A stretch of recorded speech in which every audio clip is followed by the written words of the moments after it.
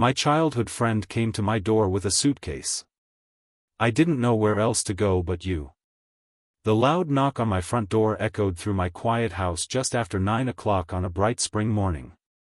I wasn't expecting visitors. As I opened the door, my heart nearly stopped.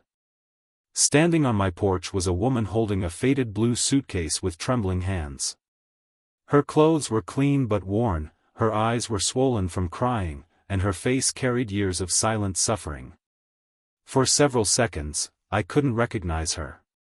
Then she looked up, and beneath all the pain, I saw the same gentle smile I had known as a child. It was my childhood best friend, the girl who had disappeared from my life nearly 20 years earlier. Tears rolled down her cheeks as she quietly admitted that she didn't know where else to go but me. In that unforgettable moment, the sunshine that filled the morning suddenly felt heavy with memories, regret, and a promise we had made as children that neither of us had ever truly forgotten. Before we begin this emotional journey, if you believe kindness still exists in this world and that everyone deserves a second chance, please like this video, comment where you're watching from, share this story with your family and friends, and subscribe to Wisdom Story House.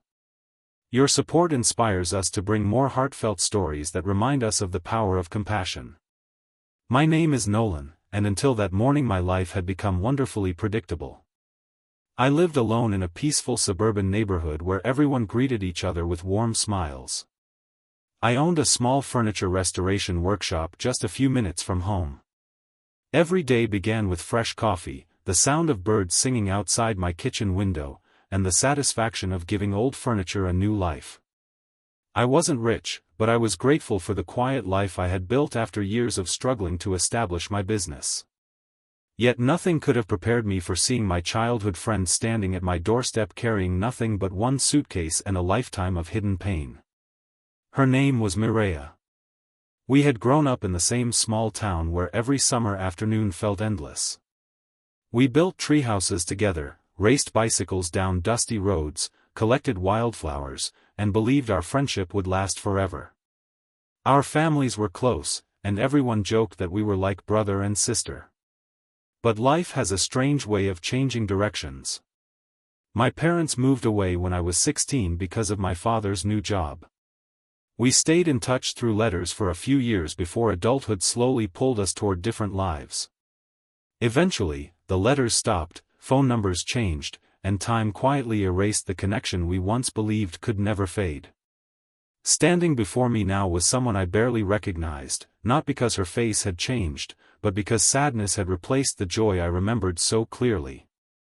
Without asking questions, I stepped aside and welcomed her into my home. Sometimes compassion comes before understanding. The warm sunlight streamed through the dining room windows while I prepared breakfast. She sat quietly at the table, looking around my home with nervous eyes, as though she feared I might suddenly ask her to leave. She ate slowly, almost apologetically, grateful for something as simple as hot tea and fresh bread. I realized then that whatever journey had brought her here had stolen more than her confidence. It had stolen her sense of belonging. As the morning passed, pieces of her story slowly emerged.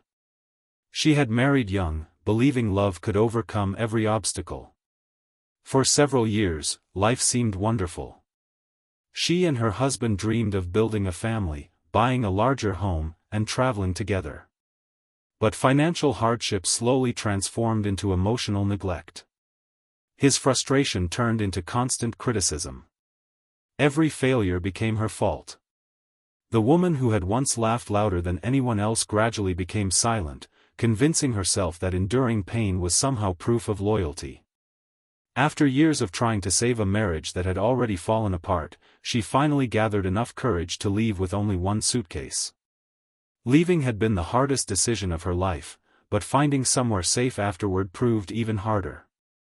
Her parents had both passed away several years earlier. Her few remaining relatives lived in different states and struggled with problems of their own.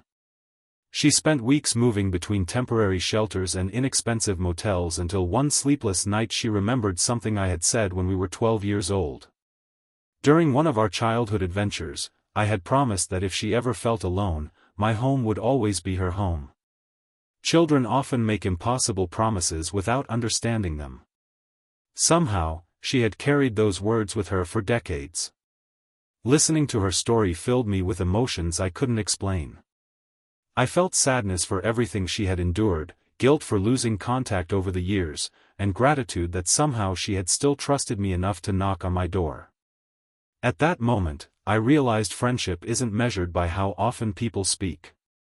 Sometimes it's measured by whether someone still believes your kindness exists after years of silence. The first few weeks weren't easy.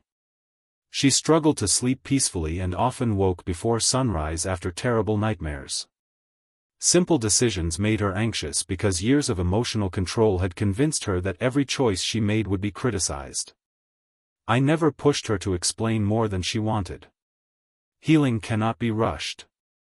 It grows quietly, much like the flowers blooming outside my windows each spring. Every afternoon after finishing work at my furniture shop, I found small improvements around the house.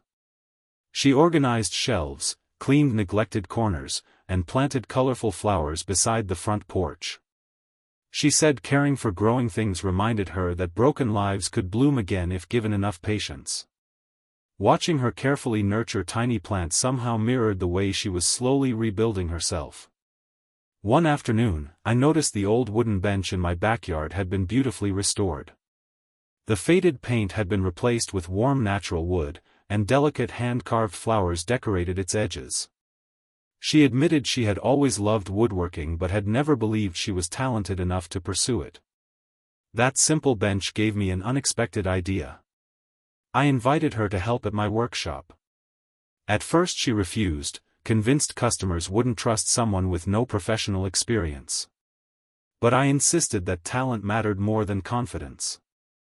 Her first project was restoring an antique rocking chair that had belonged to an elderly woman's late husband. When the customer returned and saw the finished piece, tears filled her eyes.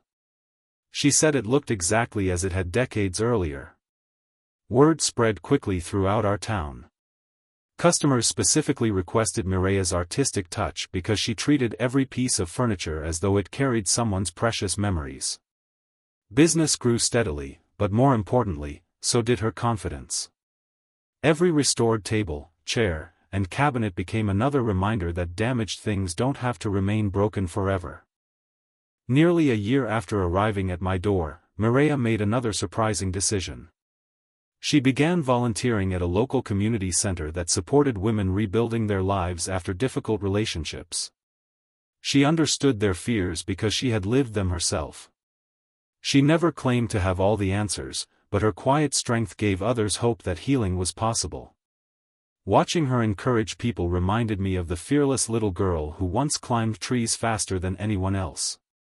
Life had buried that courage beneath years of pain, but it had never truly disappeared. It simply needed someone to believe it still existed. As time passed, I realized that opening my door that sunny morning hadn't simply rescued an old friend. It had changed both of our lives. Before her arrival, I believed success meant growing my business and living comfortably. She taught me that real success is measured by the lives we help rebuild along the way. Sometimes people imagine miracles as dramatic events that happen only once in a lifetime. But the greatest miracles often begin with something incredibly ordinary, a knock at the door, an unexpected reunion, or the simple decision to let someone know they are not alone. If this story has touched your heart, please take a moment to like this video, share it with someone who believes in hope, leave a heartfelt comment, and subscribe to Wisdom Story House. Your support allows us to continue sharing stories that inspire kindness around the world. Before we reach the ending, we have one special request. Please comment below, if an old friend knocked on your door today with nowhere else to go, would you open your home and your heart? We'd truly love to read your thoughts. The brightest days don't always begin with perfect plans. Sometimes they begin with an unexpected knock, an old suitcase, and the courage to keep a promise made long ago. And sometimes, by opening your door to someone who has lost everything, you discover that the greatest gift isn't the help you give, it's the hope you receive in return. That beautiful spring morning reminded me that true friendship never really disappears. It simply waits patiently for the day when one heart finds its way home to another.